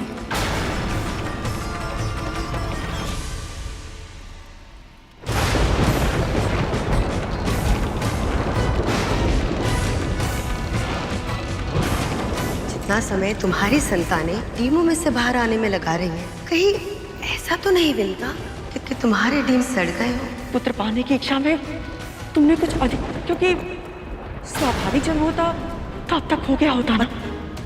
तुम्हारे डीम सड़ गए हो? पता नहीं इतने सामर्थ्य है भी या नहीं कि इन्हें जन्म लेने के लिए तुम्हारी सहायता की आवश्यकता हो।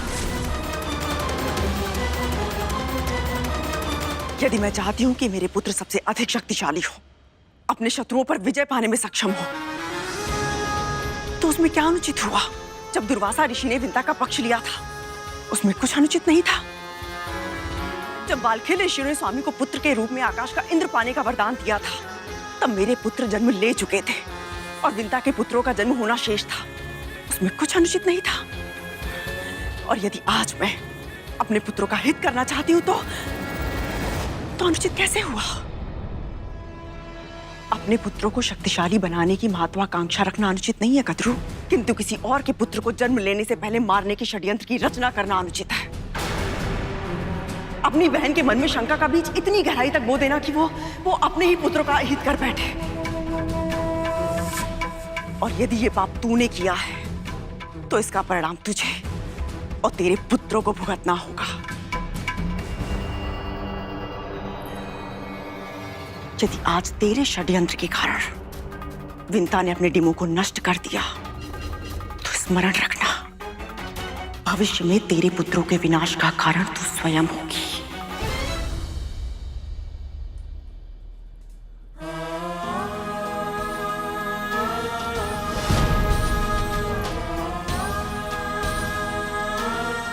हे नारायण, ये क्या कर दिया मैंने?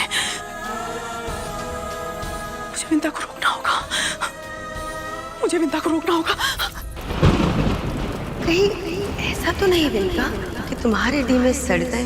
पता नहीं इतने सामर्थ्य है भी या नहीं कि इन्हें जन्म लेने के लिए तुम्हारी सहायता की आवश्यकता हो। मेरे पुत्र 500 वर्षों से इन डिब्बों में प्रतीक्षा कर रहे हैं। ये चाहते हैं कि मैं इन्हें बाहर निकालूं। ये मुझे देखे, अपने पिता को देखे, सारे संसार को देखे। मैं इनकी इच्छा अवश्य पूर्ण करूंगी।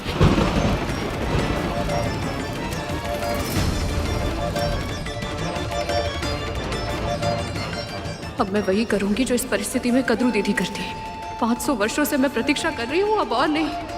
अब मैं अपने पुत्रों का मुख देख कर ही रहूंगी। जन्म लेने में इनकी सहायता अवश्य करूंगी मैं।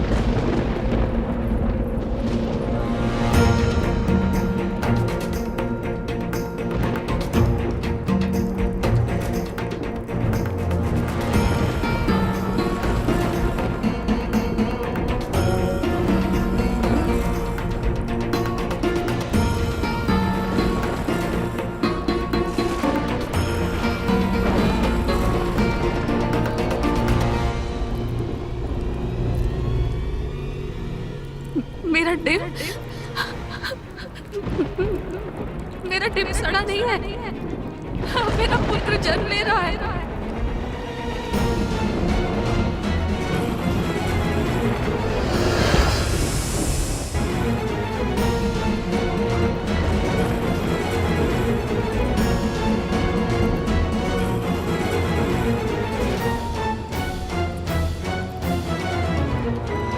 अरुण, सूर्य की तरह लाल आभा वाले मेरे पुत्र,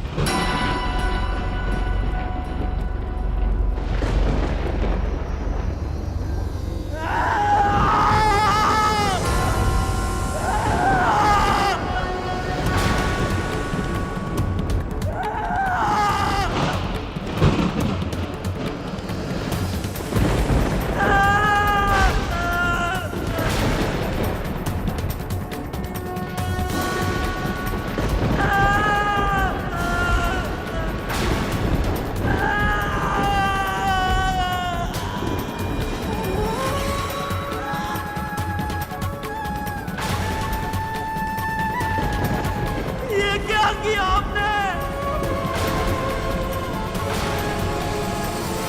ईर्ष्या के वश में अपने ही पुत्र को विकलांग बना दिया।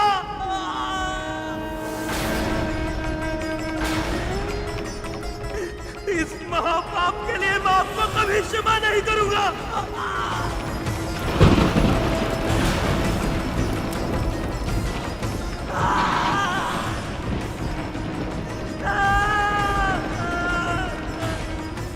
असुरक्षा, मोह और मत्सर जैसे दोषों ने आप और आपकी बहन दोनों की बुद्धि हर ली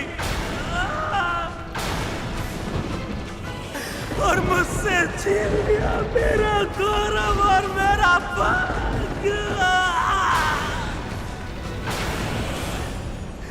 इसका मूल्य आपको चुकाना होगा। अपने किए का दंड आपको भोगना होगा माता।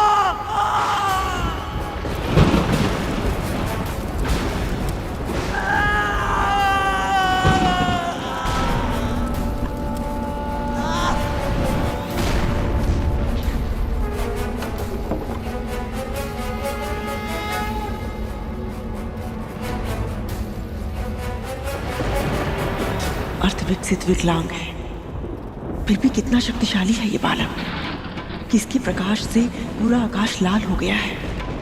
यदि क्रोध में उसने मुझे कोई श्राप दे दिया तो?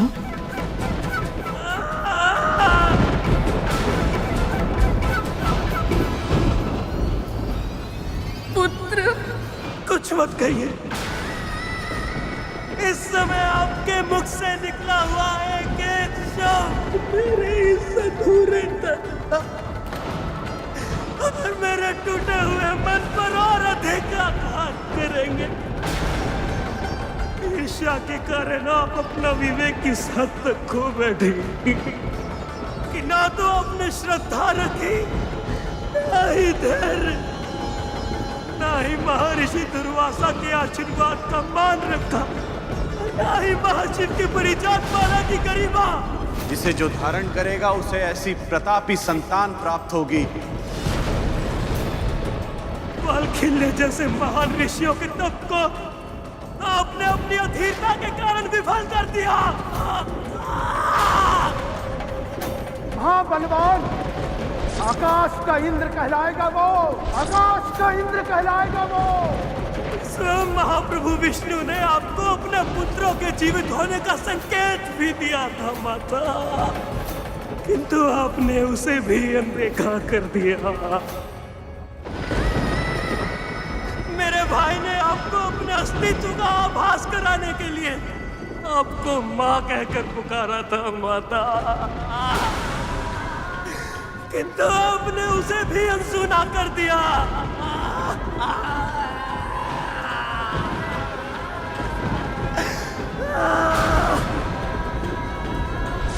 माँ,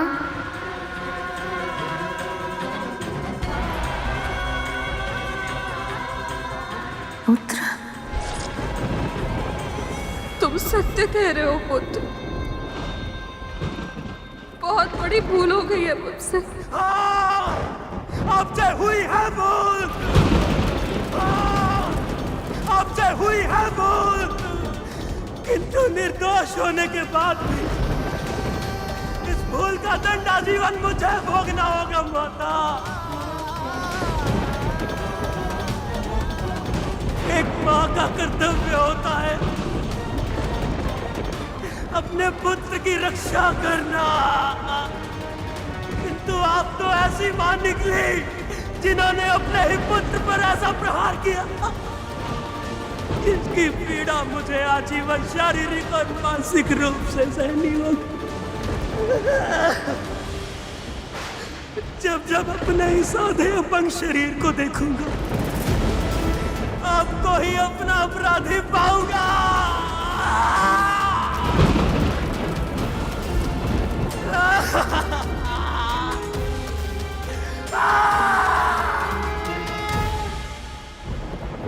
आपको अपने किए का दंड भोगना होगा माता।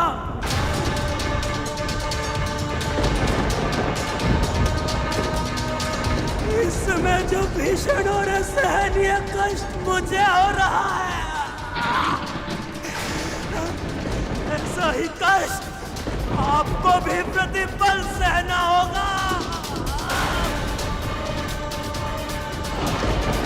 जिस बहन की बातों में आकर आपने मुझे ये श्रापित जीवन दिया है, वही बहन आपको आजीवन कष्ट देगी और अब चाहकर भी उसके आदेशों को अनसुना नहीं कर पाएंगी माता।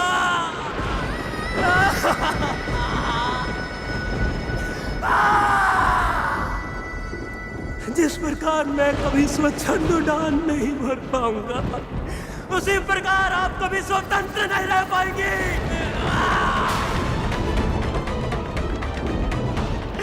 जिस प्रकार मैं अपनी विवशता का दास बन गया हूं, उसी प्रकार आप भी अपनी बहन की दासी बनकर रहेंगी। ये श्राप है मेरा।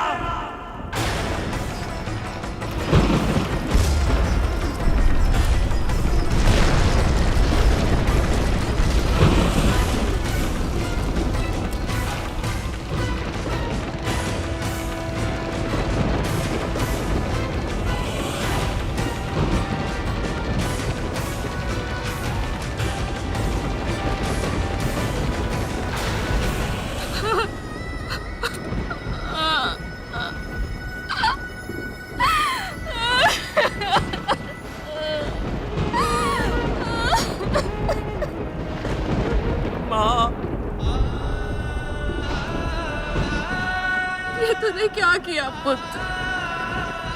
ईर्ष्या और मोह में अपना विवेक खो बैठी थी मैं, पर तुझे कष्ट पहुंचाना मेरा उद्देश्य नहीं था। तेरे टेप को फोड़ने की भूल अनजाने में हुई है मुझसे, और इस भूल के परिणाम स्वरूप इतना बड़ा श्राप मिल गया मुझे।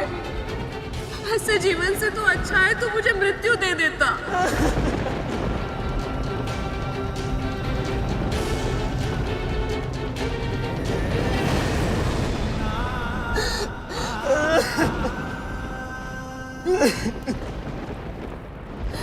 क्रोध भी उतना ही बड़ा दोष है माता,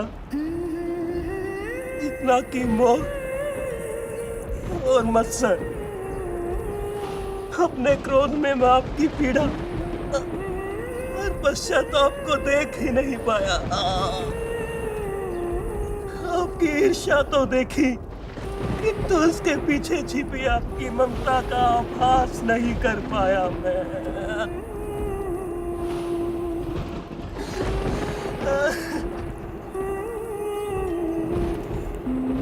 मुझसे भी भूल हो गई माँ।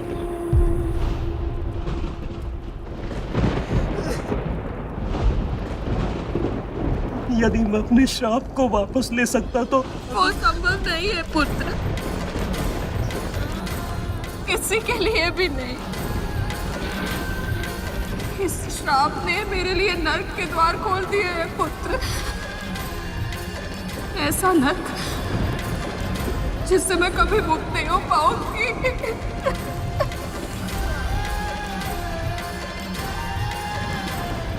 कोई तो उपाय होगा माता, कोई तो माध्यम, कुछ तो होगा जिससे मैं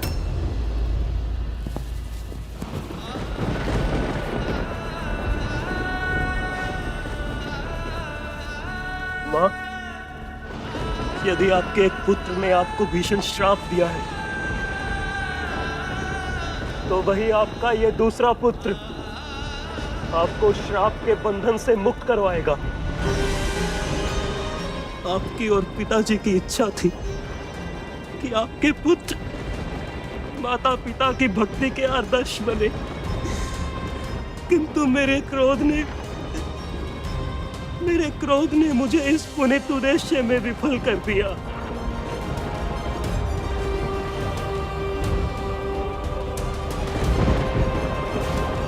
और अब मेरा वरदान मेरे श्राप को विफल करेगा। 500 साल बाद जन्म लेने वाला आपका यह पुत्र आपको इस दास्ता से मुक्त करवाने के लिए आकाश पाताल लेकर देगा माँ।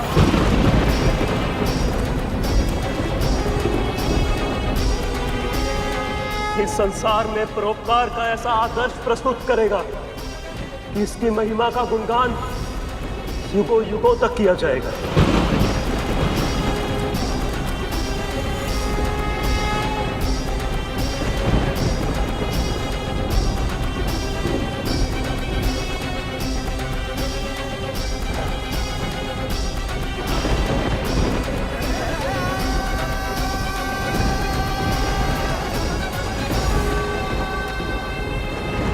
जब तूने श्राप दिया था मुझे लगा था मेरा समस्त जीवन अब अंधकार की अथाह खाई में डूब गया है, पर अपने भाई को यश का वरदान देकर तूने मेरे अंधकार में आशा का उजाला भर दिया है।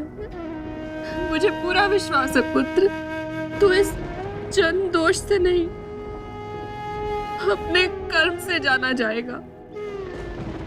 न स्वयं कभी हताश होगा, न किसी को हताश होने देगा।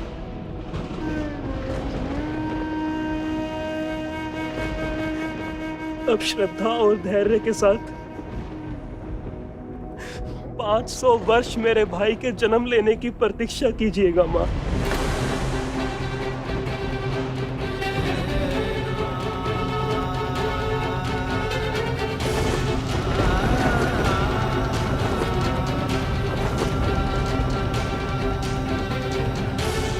भगवान विष्णु के प्रताप से होने वाली आपकी संतान का वर्चस्व संपूर्ण आकाश में स्थापित होगा। महाबुद्धिमान, महाबलवान, आकाश का इंद्र कहलाएगा वो, आकाश का इंद्र कहलाएगा वो। यदि आपके एक पुत्र ने आपको भीषण श्राप दिया है तो वही आपका ये दूसरा पुत्र आपको श्राप के बंधन से मुक्त करवाएगा।